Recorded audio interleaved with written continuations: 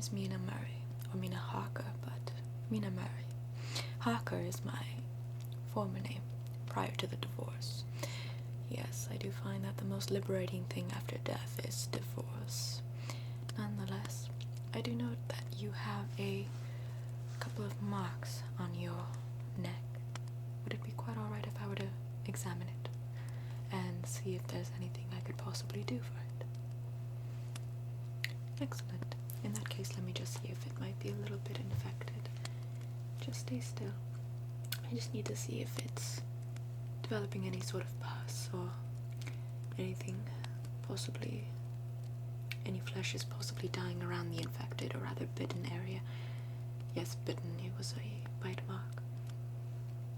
A snake. Quite an educated guess, but I wouldn't quite say it was a snake. I would argue that it was quite the contrary, something else, something not so animalistic, but it could be classified as animalistic.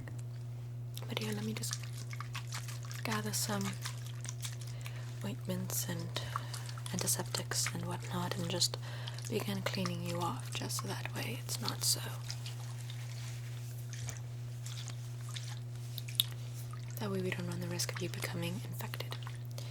We wouldn't want you getting infected at the neck. That would be quite lethal. It's not like an infection of the arm or the leg. Those are things that can be easily cut off. But a neck, it's easy to cut off, but it's not easy to live. Now, let me just take care of your neck.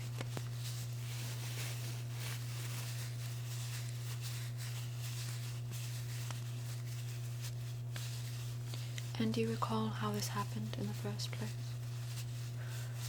Ah, I see. Walking alone at night is never a very good idea. Even if you are a man, it's still not advisable. There are things much stronger in the world than just a simple man. I feel like that lesson has been strongly learned by womankind who take the necessary precautions to gather in groups or in pairs and walk around knowing that there's danger lurking from every corner. But men, on the other hand, considering how they've always dominated the world, don't seem to notice the fact that they too can be dominated and conquered and hurt by someone stronger than them at another corner. Hopefully you'll learn your lesson and begin walking in pairs, considering how in this world it is becoming necessary to do so. It's only a means of your protection.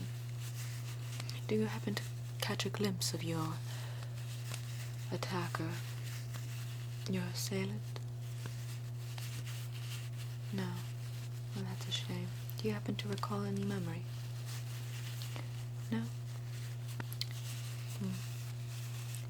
Well, I find that quite unlikely considering how you must have had some sort of face-to-face view, considering how he attacked you from the front.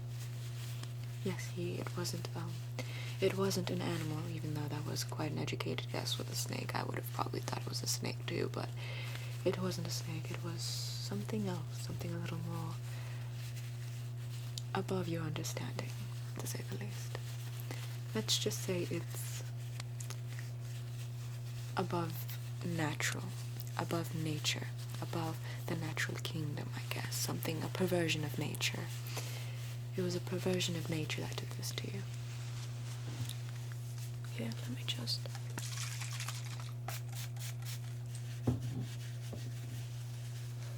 This might burn a little bit, so excuse me, but it's going to sting. Here, let me just... Yes, I do apologize. It is going to sting a little bit, but yeah. It's simply collecting all the bacteria. Unfortunately, the bacteria has accumulated around the surrounding area of the bite mark, but fortunately there wasn't any venom injected. There was just a loss of blood. Do you recall any faintness after you woke up? Yes, I did know that you woke up because you had to have woken up from being unconscious. I do assume that you woke up wherever you were attacked, completely unconscious. You woke up from that, you felt lightheaded, And then after you regained your senses, you ended up coming over here and visiting me, considering my experience with treating all sorts of bite marks coming from usually animals, but this was no shock. Let's just put it at that. This was no boating accident. Now, after you regained your consciousness, I do assume you felt lightheaded, correct? Correct. I assume that because you did lose quite a bit of blood, your face is a bit flushed, so it is understandable. The assailant ended up sucking your blood. Not too much, but enough to satiate its thirst for the night. It only attacks at night. They only come out at night. The freaks only come out at night. Yes, it has an aversion to sunlight, unfortunately. If it didn't, then it would be a little more powerful.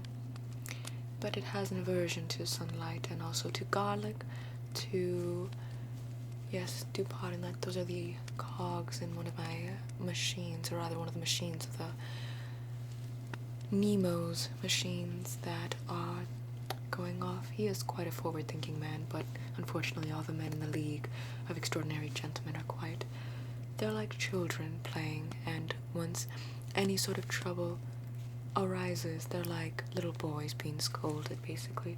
It's truly disappointing fact, but the fact that they are skilled compensates for their submission to danger or to authority and whatnot. I myself submit to no authority. I am the leader of the League. You might not think so, because the feature film that ended up portrayed me more as a withdrawn but strong lady who is not so much the voice of the League, but I am very much the leader of the League.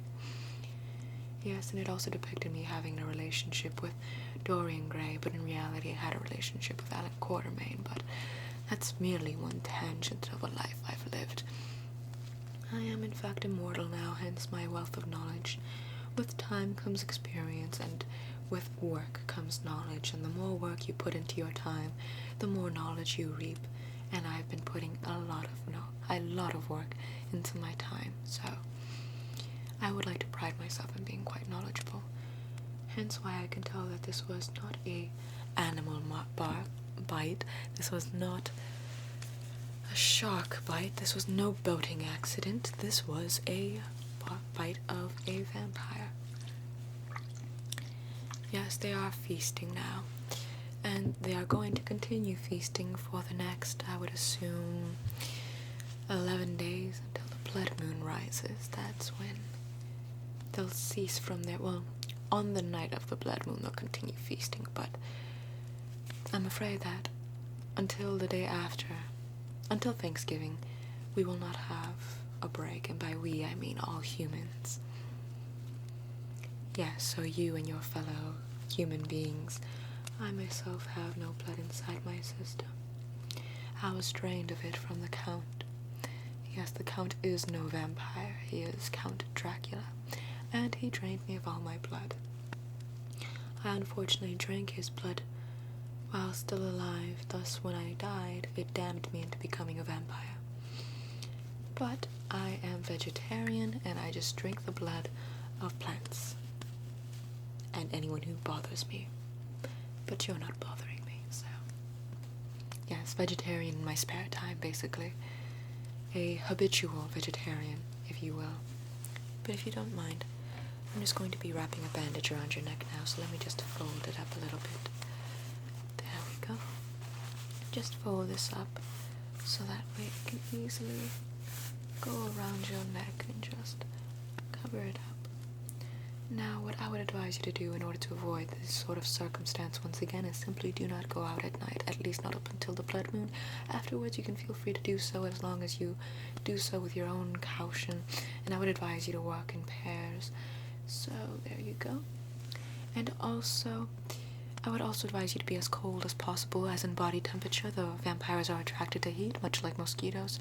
If a mosquito senses carbon and heat, it will be attracted to it, much like a vampire. So I would advise you to freeze yourself at night if you decide to go out, and simply chill yourself beside some sort of ice box and whatnot.